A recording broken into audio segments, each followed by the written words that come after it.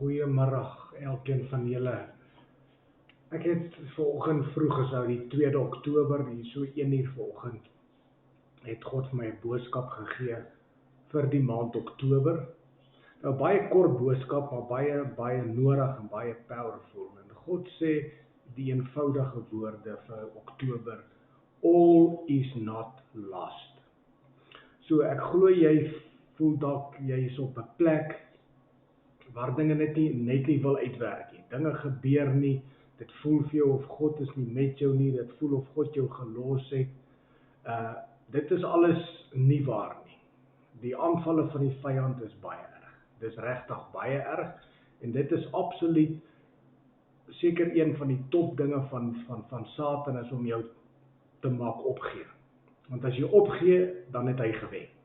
So God sê vandag vir jou hier in Oktober maand, alles is nie verlore nie. Al voel dit so, al lyk dit so, dit is nie so nie. Nou nadat ek hierdie boodskap gekry het, het ek so 'n bietjie gebid oor dit, en daar 2 goed baie duidelik by my opgekom, nadat ek oor hierdie woordjie gebid het.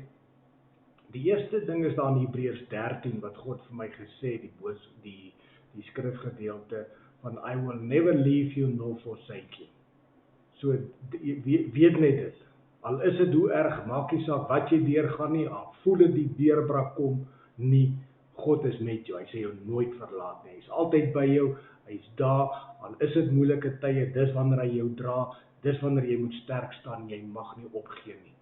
Die tweede ding wat by my opgekom het, is dat God sê jy moet baie versigtig wees met wie jy meng.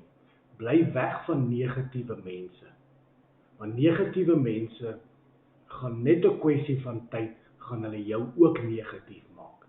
So meng met positiewe Christenmense, daar is van hulle, meng met hulle, en hulle gaan jou ook oplig wanneer jy bietjie af is. So dis die 2 belangrike dinge. Eerstens wat God sê, alles is nie verlore nie.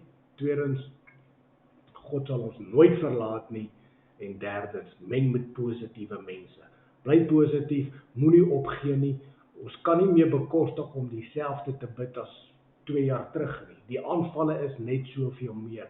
Ons moet meer tyd spandeer met God in gebed en sy woord. Ons moet meer vas. Ons moet dit meer doen. Dis die enigste manier hoe ons gaan staan en hoe ons gaan oorwinnings kry. So ek hoop hierdie boodskap bless jou, en mag jy 'n mooi dag hê.